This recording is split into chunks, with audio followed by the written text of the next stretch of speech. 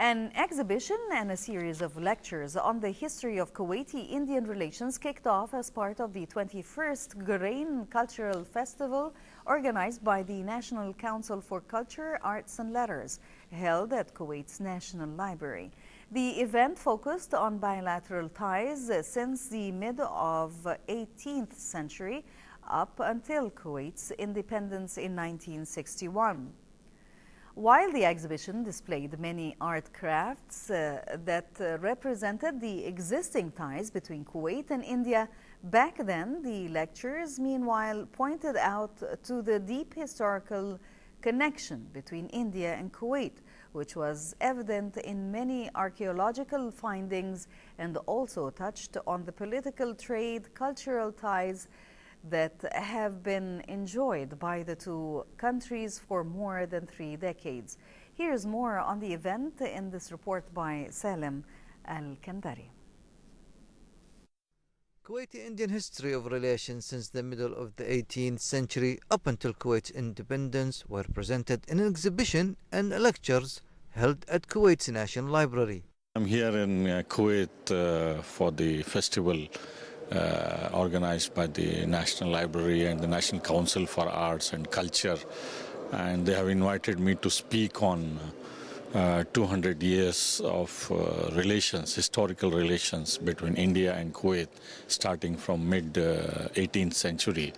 And I have traced this long relationship, maritime history, trade, culture between the two countries, between the two peoples, involving trade in pearls, which is lulu, then dates, which were brought from neighboring areas, then horses, and many other products to India which were in great demand, and they are still in great demand.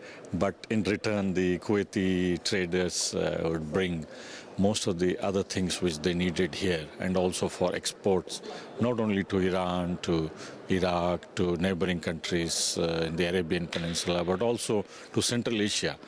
The timber wood would go right up to Kazakhstan, Russia, Chechnya, so on and so forth. So Kuwait was the hub, the center for trade between India and East Africa and much of the Indian Ocean region. And this has left lasting impressions about the Kuwaiti life in cities like Bombay, where they opened offices and then a large number of Kuwaiti merchants stayed there in a famous street called Muhammad Ali Street, where they had offices and they also had their families, children, school, masjid, cultural program, so on and so forth.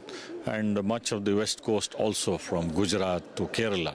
Large number of Kuwaiti merchants actively traded because they used to bring back from India many of the things, from textiles to wood and basic things which they needed here.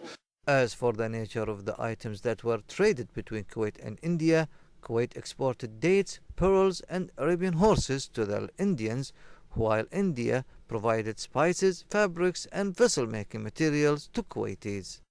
This event today is about the strong relationships between India and Kuwait in the past history since the 18th century until the liberation. There was a lot of trade going on and strong relations between the two countries. From Kuwait National Library, this is Salim Kandari reporting for the English News.